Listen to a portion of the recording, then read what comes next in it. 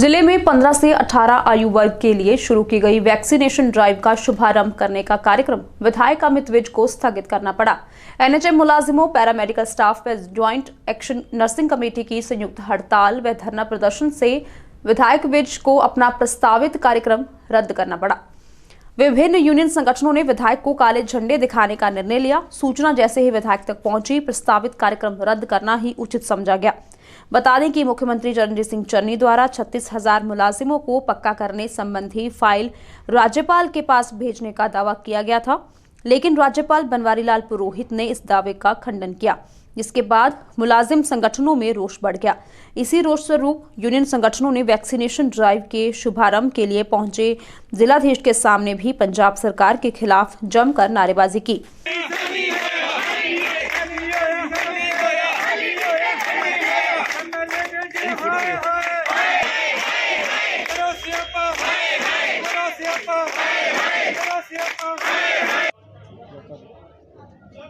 Sir 49 दिन हो गए ਤੁਹਾਨੂੰ ਸਟ੍ਰਾਈਕ ਤੇ ਬੈਠੇ ਹੋਏ। ਅਜੇ ਤੱਕ ਸਰਕਾਰ ਕਿਸੇ ਬੰਦੇ ਨਹੀਂ ਲੱਗ ਰਹੀ, ਕੀ ਕਰਾਂ? देखो जी, सब तो पहला टॉपिक साडा कच्चे मुलाजमां प्रति है, क्योंकि चलो 80 तो रैगूलर हाँ, साडे ते जिੱਥੋਂ तक भत्ते कट्टे गए हैं, पर ਜਿਹੜੇ साडे साथी 5-5 10-10 हज़ार तनख्वाहां ते लगे आ, पिछले 1.5 महीने तो ਵੱਧ ਉਹ ਬੰਦੇ ਲਗਾਤਾਰ ਸਟ੍ਰਾਈਕ ਤੇ ਆ ਔਰ ਉਹਨਾਂ ਨੂੰ ਹਰ ਬਾਲੀ ਸਰਕਾਰ ਵੱਲੋਂ ਇਹੀ ਕਿਹਾ ਜਾਂਦਾ ਹੈ ਤੁਹਾਡੀ ਫਾਈਲ ਗਾਂ ਭੇਜ ਦਿੱਤੀ ਗਈ ਹੈ, ਤੁਹਾਡੀ ਫਾਈਲ ਗਵਰਨਰ ਕੋਲ ਦੇ ਦਿੱਤੀ ਗਈ ਹੈ।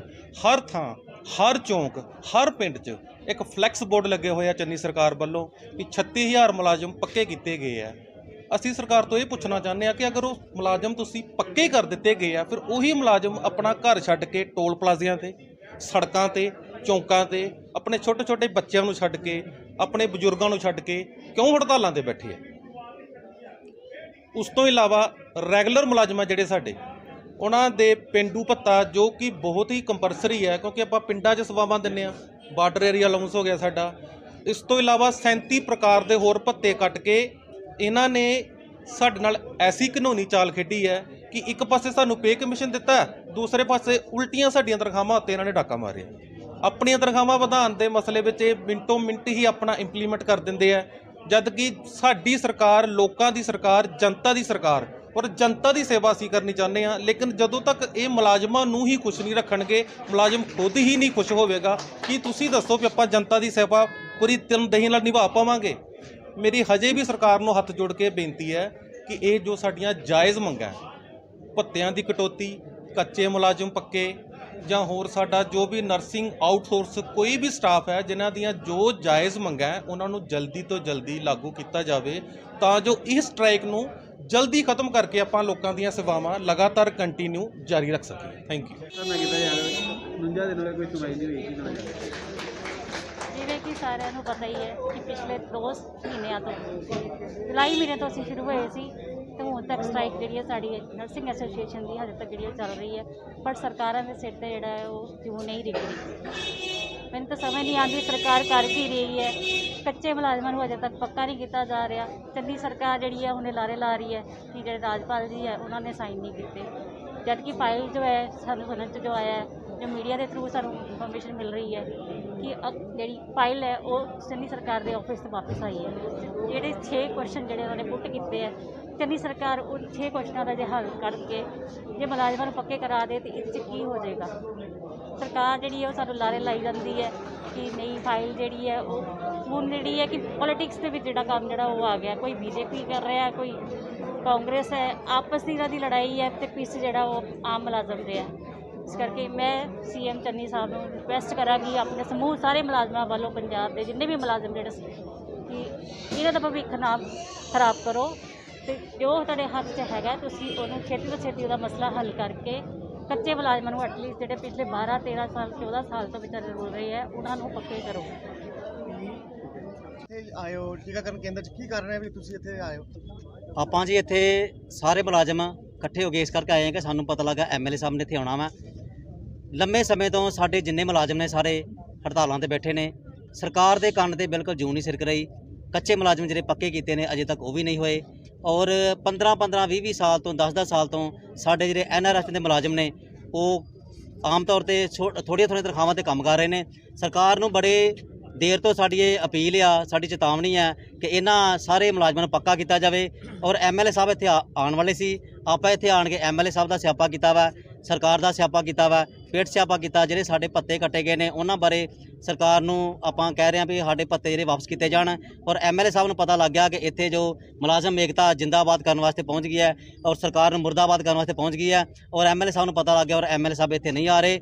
ਫਿਰ ਵੀ ਆਪਾਂ ਇਹ ਸਰਕਾਰ ਤੱਕ ਆਵਾਜ਼ ਆਪਣੀ ਪਹੁੰਚਾਉਣਾ ਚਾਹੁੰਦੇ ਹਾਂ ਆਪਣੇ ਮੀਡੀਆ ਰਾਹੀਂ ਕਿ ਸਾਡੇ ਜਿਹੜੇ ਭੱਤੇ ਨਾਲ ਬੰਦ ਕੀਤੇ ਨੇ ਉਹ ਜਲਦੀ ਜਲਦੀ ਬਹਾਲ ਕੀਤੇ ਜਾਣ ਔਰ ਜਿਹੜੇ ਕੱਚੇ ਮੁਲਾਜ਼ਮ ਠੇਕੇ ਤੇ ਕੰਮ ਕਰ ਰਹੇ ਨੇ ਜਲਦੀ ਜਲਦੀ ਪੱਕਾ ਕੀਤਾ ਜਾਵੇ। ਸਰਕਾਰ ਨੂੰ ਸਾਡੀ ਇਹੋ ਅਪੀਲ ਹੈ ਜੀ, ਨਹੀਂ ਤੇ ਸਾਡਾ ਜਿਹੜਾ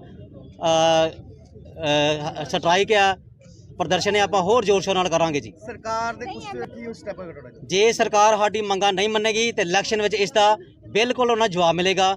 ਪਤਾ ਲੱਗ ਜਾਏਗਾ ਕਾਂਗਰਸ ਸਰਕਾਰ ਜਿਹੜੀ ਹੈ ਮੈਨੂੰ ਲੱਗਦਾ 50 ਸਾਲ ਤੱਕ ਫਿਰ ਅੱਗੇ ਨਹੀਂ ਆਊਗੀ। ਜੇ ਉਸ ਸਰਕਾਰਾਂ ਦੇ ਨਾਲ ਇਦਾਂ ਕਰਦੀ ਹੈ ਆਪਾਂ ਇੱਕ ਵੀ ਸੀਟ ਉਹਨਾਂ ਨੂੰ ਜਿੱਤਣ ਨਹੀਂ ਦੇਵਾਂਗੇ। 50 ਸਾਲ ਤੱਕ ਕਾਂਗਰਸ ਬਿਲਕੁਲ ਭੁੱਲ ਜੇ। ਚੰਨੀ ਸਾਹਿਬ ਤੁਸੀਂ ਹਰ ਵੇਲੇ ਬਿਲਕੁਲ ਕਹਿੰਦੇ ਹੋ ਕਿ ਮੈਂ ਇੱਕ ਆਮ ਆਦਮੀ ਆ। ਅੱਜ ਵੇਖੋ ਆਮ ਆਦਮੀ ਕਿਦਾਂ ਸੜਕਾਂ ਤੇ ਰੋਲ ਰਿਹਾ ਵਾ। ਇਹ ਵਾ ਆਮ ਆਦਮੀ। ਆਪਾਂ ਕਰੋਨਾ ਦੇ ਵਿੱਚ ਲੋਕਾਂ ਦੀ ਵੱਧ ਤੋਂ ਵੱਧ ਸੇਵਾ ਕੀਤੀ ਹੈ, ਲੋਕਾਂ ਦੇ ਘਰਾਂ 'ਚ ਜਾ ਕੇ ਸੇਵਾ ਕੀਤੀ ਹੈ, ਇੱਥੋਂ ਤੱਕ ਕਿ ਲੋਕਾਂ ਦੇ ਸੰਸਕਾਰ ਵੀ ਕੀਤੇ ਆ। ਜਦੋਂ ਕੋਈ ਕਿਸੇ ਦਾ ਭੈਣ ਭਰਾ ਸੱਜਣ ਬੇਲੀ ਨੇੜੇ ਨਹੀਂ ਸੀ ਜਾਂਦਾ ਔਰ ਆਪਾਂ ਆਪਣੇ ਹੱਥਾਂ ਨਾਲ ਖੁਦ ਜਾ ਕੇ ਉਹਨਾਂ ਦੇ ਸੰਸਕਾਰ ਕੀਤੇ ਆ। ਤੇ ਅੱਜ ਵੇਖੋ ਸਾਨੂੰ ਤੁਸੀਂ ਕੀ ਦੇ ਰਹੇ ਹੋ। ਤੁਹਾਨੂੰ ਚਾਹੀਦਾ ਸੀ ਕਿ ਸਾਨੂੰ ਕੁਛ ਨਾ ਕੁਛ ਇਹਦਾ ਮਾਣ ਪਤਾ ਦੇਣਾ ਚਾਹੀਦਾ, ਇੱਕ ਸਪੈਸ਼ਲ ਇੰਕਰੀਮੈਂਟ ਦੇਣੀ ਚਾਹੀਦੀ ਸਾਡੇ ਪੂਰੇ ਡਿਪਾਰਟਮੈਂਟ ਨੂੰ। ਔਰ ਬੜੀ ਸ਼ਰਮ ਦੀ ਗੱਲ ਹੈ ਸਰਕਾਰ ਵਾਸਤੇ ਕਿ ਡਿਪਾਰਟਮੈਂਟ ਨੂੰ ਇੰਕਰੀਮੈਂਟ ਤਾਂ ਕੀ ਦੇਣੀ ਸੀ, ਜਿਹੜੇ ਸਾਡੇ ਜੋ ਪੱਤੇ ਲੱਗੇ ਸੀ ਉਹ ਵੀ ਕੱਟ ਦਿੱਤੇ ਆ।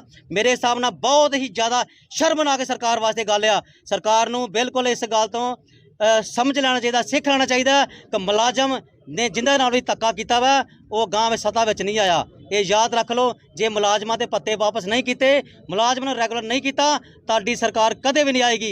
ये याद रख लो चन्नी साहब। वेटनरी अस्पताल में स्थित वैक्सीनेशन बूथ में जिलाधीश संयम अग्रवाल पहुंचे व वैक्सीनेशन ड्राइव शुरू करवाई। इस मौके पर सिविल सर्जन रुबिंदर कौर व एसएमओ राकेश सरपाल, जिला टीकाकरण अधिकारी दरबार राज उपस्थित रहे। कोविड-19 के जो केसेस हैं वो भारत में, पंजाब में और पठानकोट में बढ़ रहे हैं और इसी के तहत अब 15 से 18 का जो एज ग्रुप है उनके लिए भी वैक्सीनेशन अप्रूव हो गई है। कोवैक्सीन है जो वैक्सीनेशन अप्रूव हुई है अभी इस एज ग्रुप के लिए। 2 डोज लगनी है 28 दिन के इंटरवल पे। पठानकोट ज़िले में हमने 4 सेंटर शुरू किए हैं जहाँ पे इन बच्चों को लगेगी।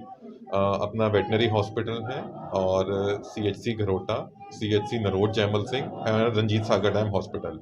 तो चारों जगह पेडिट्रिशियन रहेंगे हमारे, ताकि बच्चों में अगर किसी को भी कोई एडवर्स इफेक्ट आता है तो उनकी मॉनिटरिंग की जाए।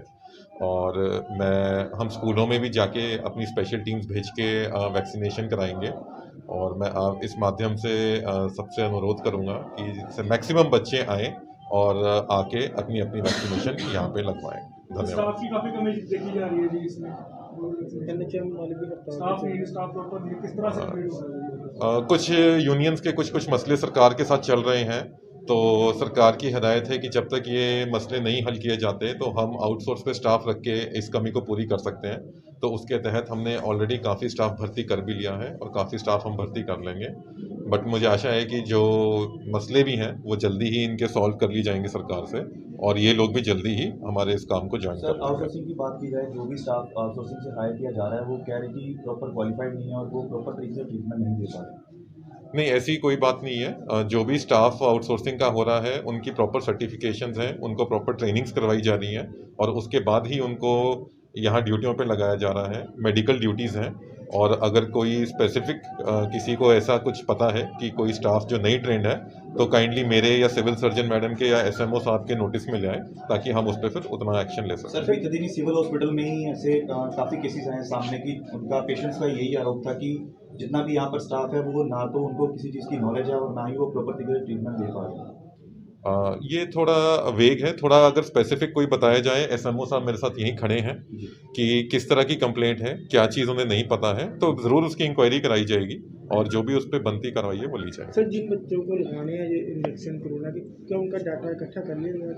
हाँ, एजुकेशन डिपार्टमेंट की तरफ से 15 से 18 का सारा हम डाटा इकट्ठा कर रहे हैं और जल्द ही जैसे मैंने बताया कि स्कूलों में भेज के भी हम ये वैक्सीनेशन शुरू करेंगे। थोड़ा पेडिट्रिशियंस की कमी के कारण हम ज़्यादा फील्ड टीम्स नहीं कर सकते, क्योंकि हर टीम के साथ एक पेडिट्रिशियन होना ज़रूरी है। बट जितने भी ज़िले में हमारे पास रिसोर्सेज होंगे उसके हिसाब से ये टीम्स मोबिलाइज की जाएंगी। Ragi Home Decor.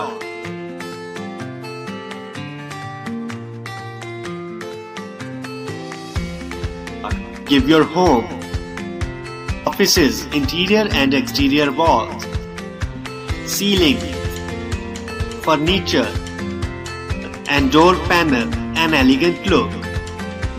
Expert in UV PVC wallpapers, partition jali, wood flooring. आपकी काल्पनिक सोच को उतारे आकार में और आकार संवारे आपके घरों, दफ्तरों और किसी भी प्रकार के व्यावसायिक स्थलों को 100% eco friendly, 100% moisture proof, 100% termite proof, excellent weather ability, sound reducing, fire retardant, recyclable and lightweight जैसी खूबियों से भरी शीट्स बेहतर व आधुनिक पसंद के लिए याद रखें Ragi Home Decor, care of Ragi Distributors and Promoters, Ward number 11 near Novelty Mall, Mamoon Road, Pathankot. Contact us on 95400 6113.